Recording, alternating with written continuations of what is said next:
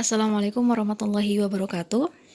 Adik-adik semua, kali ini kita akan melanjutkan pembahasan tentang materi konsep dasar ilmu ekonomi. Di video sebelumnya, kita sudah mengetahui bersama tentang apa itu ilmu ekonomi, lalu teori ekonomi, cabang ilmu ekonomi, tindakan, prinsip, dan motif ekonomi. Nah, apa yang kali ini kita akan bahas? Baik, kita mulai ya. Jika kita berbicara tentang ekonomi, maka kita akan mengenal yang namanya masalah ekonomi. Tentu ini sudah tidak asing mungkin ya di telinga kita tentang masalah ekonomi yang sering kita bicarakan. Apa itu masalah ekonomi? Ya, masalah ekonomi yang utama adalah tentang kelangkaan. Kelangkaan yaitu suatu kondisi di mana manusia memiliki sumber daya ekonomi yang terbatas untuk memenuhi kebutuhan manusia yang tidak terbatas. Jadi, sumber daya ekonomi yang terbatas dituntut untuk memenuhi kebutuhan manusia yang tidak terbatas.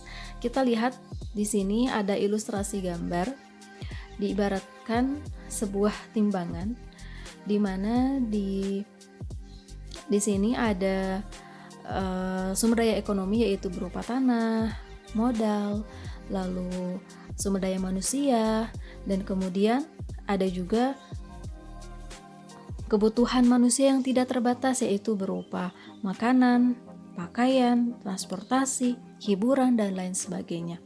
Kita lihat bagaimana kondisi timbangan ini, bahwa ternyata lebih berat di area kebutuhan manusia dibandingkan dengan sumber daya ekonomi yang tersedia. Maka inilah yang menyebabkan terjadinya kelangkaan. Kebutuhan manusia yang sangat tidak terbatas, yang sangat banyak ya, tidak terbatas, sedangkan sumber daya ekonomi untuk memenuhi kebutuhan manusia itu terbatas. Nah, inilah yang menyebabkan kelangkaan dan menjadi masalah ekonomi atau yang menjadi inti masalah ekonomi.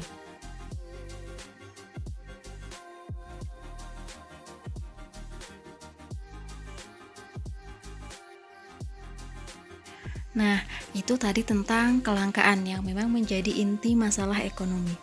Jika kita berbicara tentang kelangkaan, maka erat kaitannya dengan kebutuhan manusia yang sangat banyak dan tidak terbatas. Lalu sebenarnya apa sih itu kebutuhan? Nah, kebutuhan adalah segala sesuatu yang diperlukan manusia untuk mencapai kesejahteraan. Dan kebutuhan ini ada banyak sekali jenisnya. Kita akan mulai bahas satu persatu ya. Yang pertama, ada kebutuhan berdasarkan tingkat intensitas. Kebutuhan berdasarkan tingkat intensitas terbagi menjadi 3 macam, yaitu kebutuhan primer, kebutuhan sekunder, dan kebutuhan tersier. Kebutuhan primer yaitu kebutuhan pokok yang harus terpenuhi atau yang harus dipenuhi untuk kelangsungan hidup. Contohnya apa? Contohnya yaitu sandang, pangan, dan papan, atau makanan, pakaian, dan tempat tinggal. Lalu yang kedua ada kebutuhan sekunder. Kebutuhan sekunder itu kebutuhan pelengkap setelah kebutuhan primer terpenuhi. Contohnya sangat banyak sekali. Di antaranya yaitu ada sepatu, ada tas, ada sendal, dan lain sebagainya. Itu kebutuhan sekunder. Dan yang ketiga ada kebutuhan tersier. Kebutuhan tersier yaitu kebutuhan yang bersifat mewah. Di antaranya adalah perhiasan dan mobil mewah. Nah, mobil mewah di sini sudah beralih fungsi, bukan lagi untuk sarana transportasi, tapi sebagai sarana untuk menunjukkan status sosialnya. Jadi fungsinya sudah berbeda, makanya kenapa dikategorikan sebagai kebutuhan tersier. Lalu yang selanjutnya ada kebutuhan berdasarkan subjek. Kebutuhan berdasarkan subjek yaitu ada 2, ada kebutuhan individu dan ada kebutuhan umum. Apa itu kebutuhan individu? Kebutuhan individu yaitu kebutuhan yang memang berkaitan dengan individu itu sendiri. Jadi kebutuhannya antara individu yang satu dengan individu yang lain itu berbeda. Contohnya apa? Contoh misalnya cangkul yang diperlukan oleh seorang petani. Tentu ini tidak dibutuhkan atau tidak diperlukan oleh seorang dokter, oleh seorang guru, oleh seorang pilot, dan profesi yang lain. Nah, yang kedua ada kebutuhan umum. Kebutuhan umum yaitu kebutuhan yang berhubungan dengan masyarakat atau bisa dikatakan juga kebutuhan sosial. Kenapa? Karena memang semua orang membutuhkan atau semua orang memerlukan. Contohnya apa? Contohnya adalah jalan raya, air bersih, listrik. Ini merupakan kebutuhan umum yang memang semua orang memerlukan. Itu kebutuhan berdasarkan subjek. Nah, selanjutnya ada kebutuhan berdasarkan waktu. Kebutuhan berdasarkan waktu terbagi menjadi dua, yaitu ada kebutuhan sekarang dan ada kebutuhan masa depan. Yang pertama ada kebutuhan sekarang. Apa itu kebutuhan sekarang? Kebutuhan sekarang yaitu kebutuhan yang memang tidak dapat ditunda pemenuhan kebutuhannya. Contohnya apa? Contohnya adalah obat di saat kita sakit atau misalnya makan di saat kita lapar. Itu kebutuhan sekarang. Lalu yang selanjutnya ada kebutuhan masa depan. Kebutuhan masa depan yaitu kebutuhan yang memang sudah terencana untuk masa depan. Contohnya adalah menabung. Contoh nyatanya mungkin orang tua kita menabung untuk masa depan kita nanti, entah itu untuk sekolah, untuk kuliah, dan lain-lain. Itu kebutuhan berdasarkan waktu. Dan yang terakhir adalah kebutuhan berdasarkan sifat pemenuhan kebutuhan. Ada dua, yaitu ada kebutuhan jasmani dan ada kebutuhan rohani. Kebutuhan jasmani yaitu kebutuhan yang berhubungan erat dengan fisik kita, dengan tubuh kita. Contohnya yaitu makanan, olahraga, istirahat ya, atau tidur, dan lain-lain. Dan yang kedua ada kebutuhan rohani. Jika tadi kebutuhan jasmani berhubungan dengan fisik, maka ini berhubungan dengan jiwa kita, dengan hati kita. Contohnya apa? Contohnya adalah motivasi, nasihat, ibadah. Itu semua adalah kebutuhan yang dibutuhkan oleh jiwa kita. Nah, itulah macam-macam kebutuhan. Ya, ada berdasarkan tingkat intensitas, subjek, waktu, dan sifat. Nah, berikutnya yaitu tentang barang yang masih erat kaitannya dengan kebutuhan tadi ya. Barang itu sangat banyak sekali jenisnya dan kita akan bahas satu persatu, mulai dari barang berdasarkan cara memperoleh. Berdasarkan cara memperoleh terbagi menjadi dua macam, yaitu ada barang ekonomi dan ada barang non-ekonomi. Baik, yang pertama ada barang ekonomi. Apa itu barang ekonomi? Barang ekonomi yaitu barang yang didapat dengan cara mengorbankan sesuatu untuk mendapatkannya. Contohnya apa? Contohnya kita membeli pakaian, kita membeli makanan, kita membeli alat-alat elektronik, tentu ada sesuatu yang dikorbankan. Apa itu? Berupa uang. Nah, seperti itu barang ekonomi. Lalu yang kedua ada barang non-ekonomi. Jika tadi barang ekonomi itu cara mendapatkannya itu memerlukan pengorbanan, nah maka barang non-ekonomi berarti tidak memerlukan pengorbanan. Contohnya apa? Contohnya adalah udara, sinar matahari, pasir di pantai, itu semua kita dapatkan tanpa kita harus memerlukan pengorbanan atau tanpa kita harus mengeluarkan sesuatu yang dikorbankan. Begitu. Itu berdasarkan cara memperoleh. Lalu yang kedua ada berdasarkan kepentingan. Berdasarkan kepentingan, barang terbagi menjadi 4 macam. Ada barang inferior, ada barang esensial, ada barang normal, dan ada barang mewah. Apa itu barang inferior? Barang inferior yaitu barang yang pemakaiannya dikurangi jika pendapatannya bertambah. Dan juga sebaliknya ya. Apa contohnya? Contohnya misalnya sandal jepit.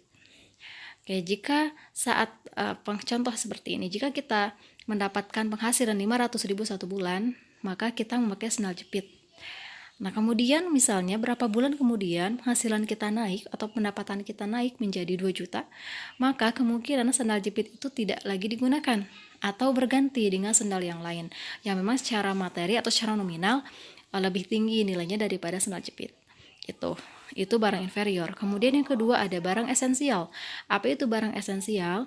Barang esensial yaitu barang yang diperlukan, yang sangat diperlukan ya untuk memenuhi kebutuhan terlepas bagaimana pendapatan kita. Contohnya apa? Contohnya adalah beras, minyak, ya, kebutuhan pokok seperti itu.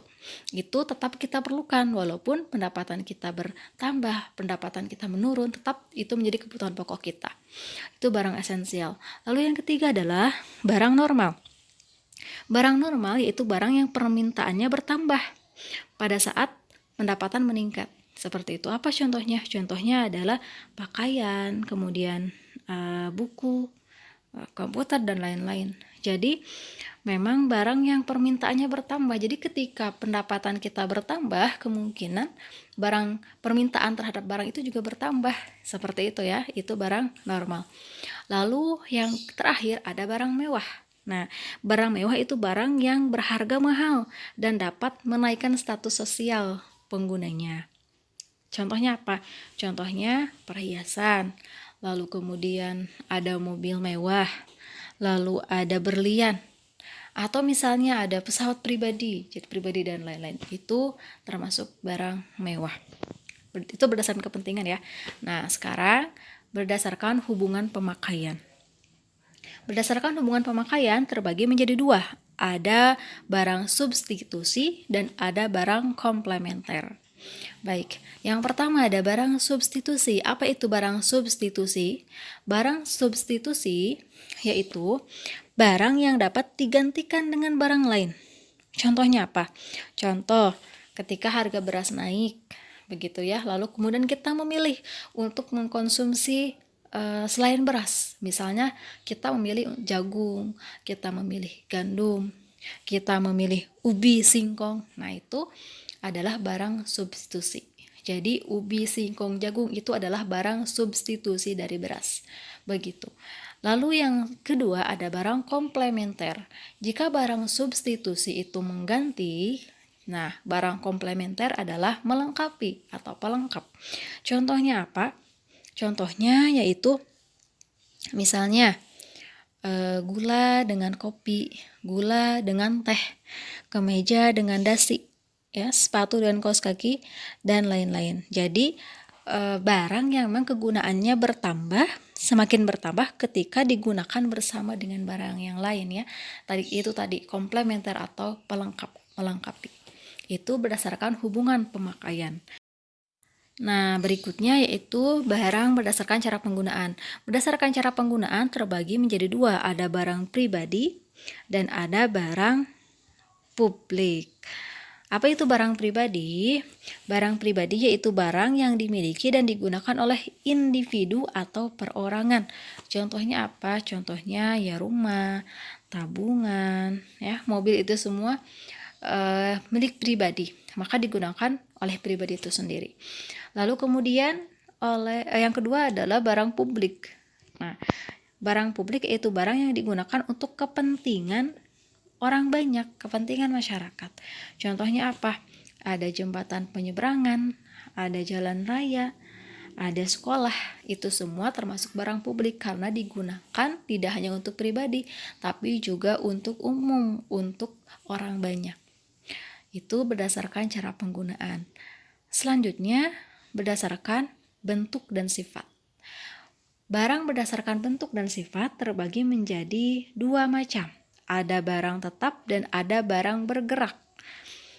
Yang pertama barang tetap. Apa itu barang tetap? Barang tetap adalah barang yang bersifat tetap dan tahan lama. Contohnya gedung, mesin-mesin ya, mesin pabrik, kemudian tanah, itu semua tetap dan sifatnya tahan lama. Itu barang tetap. Yang kedua adalah barang bergerak. Nah, apa itu barang bergerak? Barang bergerak adalah barang yang bersifat tidak tetap dan masa pakainya pendek. Contohnya apa?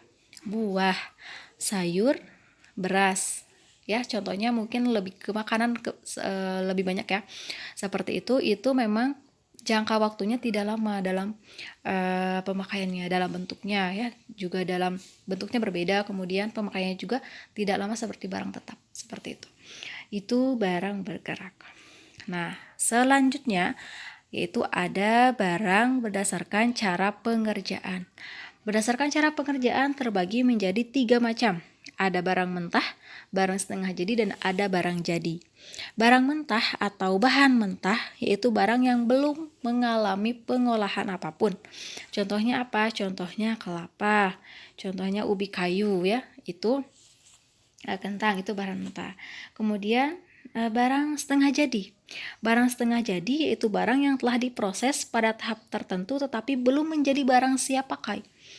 Contohnya apa? Contohnya benang, gitu ya, benang. Kemudian tepung beras, seperti itu. Itu contoh barang setengah jadi. Nah, yang ketiga adalah barang jadi. Barang jadi adalah barang yang telah diproses hingga siap untuk digunakan atau dipakai. Contohnya apa? Contohnya pakaian, kemudian sepatu, tas, kursi, dan lain-lain ya. Barang-barang memang sudah siap kita pakai. Itu berdasarkan cara pengerjaan. Nah, itulah jenis-jenis barang yang memang banyak sekali macamnya ya.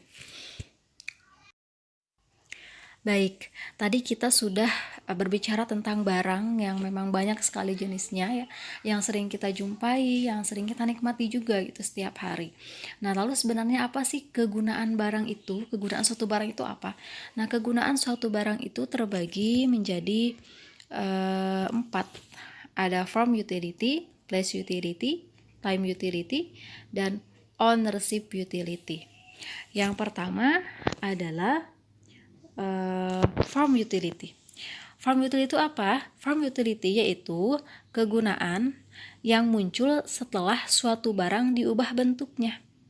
Ya, jadi kegunaan yang muncul setelah suatu barang diubah bentuknya. Farm utility ini sama dengan kegunaan bentuk ya. Contohnya apa? Contohnya adalah papan, kayu, paku gitu ya. Nah, ketika kemudian diolah, maka itu semua menjadi sebuah barang. Bisa menjadi kursi, bisa menjadi meja gitu ya, dan perabotan lainnya. Itu form utility atau kegunaan bentuk. Lalu kemudian yang kedua adalah place utility.